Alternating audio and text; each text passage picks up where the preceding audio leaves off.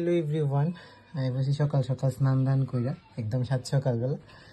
আর আজকে হয়েছে অক্ষয় তৃতীয়া। ও হ্যাঁ, সবাইরা জানাই শুভ অক্ষয় তৃতীয়ার প্রীতি ও শুভেচ্ছা। তো যাই হোক, অক্ষয় তৃতীয়ার কারণে মা কইতাছে যে সকাল সকাল পূজাটা দিয়া দে। আর আমরা বাড়িতে অক্ষয় তৃতীয়াতে লক্ষ্মী গণেশের পূজা দেওয়া হয়। এটা আমি অনেক ছোটোর থেকে দেখে আইতাছি, যেহেতু আমরা বিজনেসের সাথে যুক্ত।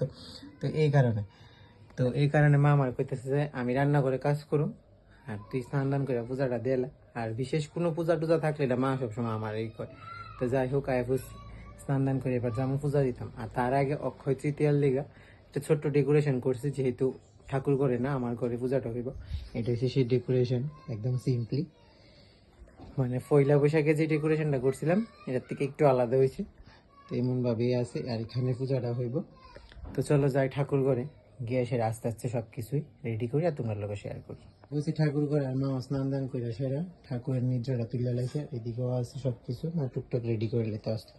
তো যাই হোক, সব যেহেতু নির্জা তুলে লাইছে, তো এখন শুধু আমি আস্তে আস্তে পূজার কাজটা রেডি করবো।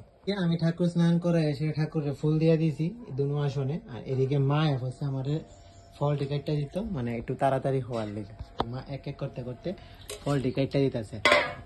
বছরের প্রথম ফল আমও নিয়ে ফেলছে আমরা বাড়িত, মানে আজকে পূজার দেওয়ার লেগে।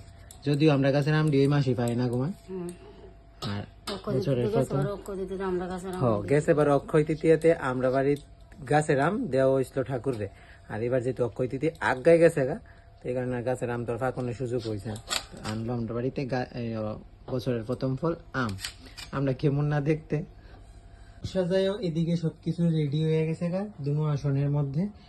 আর এদিক দিয়েও আমরা সবকিছু রেডি হয়ে গেছে গা। এখন শুধু আমি ধূপটিটা ধরামো আর পূজা দিব। এদিকে অলমোস্ট সবকিছু রেডি। আর এখন শুধু ধূপটিটা ধরামো আর আরতি দেখামো, পূজা কমপ্লিট হয়েছে পোকা।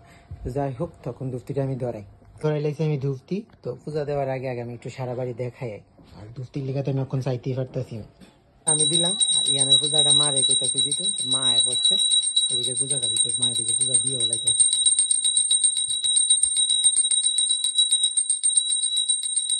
দেখলেই মা সম্পূর্ণভাবে পূজাটা দিয়ে দিল, এদিকের পূজা।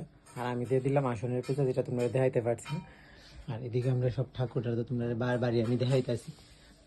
এই যে রূপার কয়েনটা, এটা দিদি ভাই লাস্টের অক্ষয় তৃতীয়ার মধ্যে কিনা দিছিল আমরারে, মানে অক্ষয় তৃতীয়ার মধ্যে কিছু কিনতে লাগে দীক্ষা।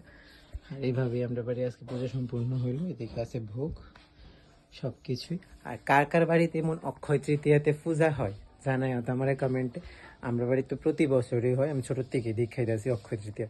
মানে বাবা দেয় পূজা, আর এবার যেহেতু বাবা মানে স্নান দান করে আইতে পারছে না, তো এই কারণে মারে দেওয়াই লেছি পূজাটা। আর আমি ওইদিকে পূজাটা দিয়ে দিছি। বাবু আয় বসে মানে ধূপ ধুনা দেখাইতো ঠাকুরে স্নান দান করেছিলেন। ওইদিকে বাবু ঠাকুরে ধূপ ধুনা দেখাই লেতেছে।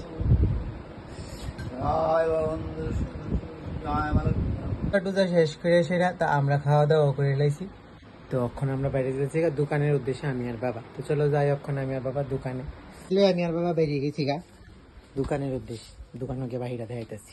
তো দোকানে গিয়ে দোকান টোকান খুললা ধূপ ধুনা দেখায়া তখন আমি আর বাবা চুপচাপ বয়ে রয়েছি কাস্টমারের অপেক্ষায় তীর্থের কাকের মতন। তো দোকানে কিছুক্ষণ থাকার পর তখন আমি বাড়িতে আয় পড়তেছি। তো ভিডিওটা কেমন লাগলো জানাই।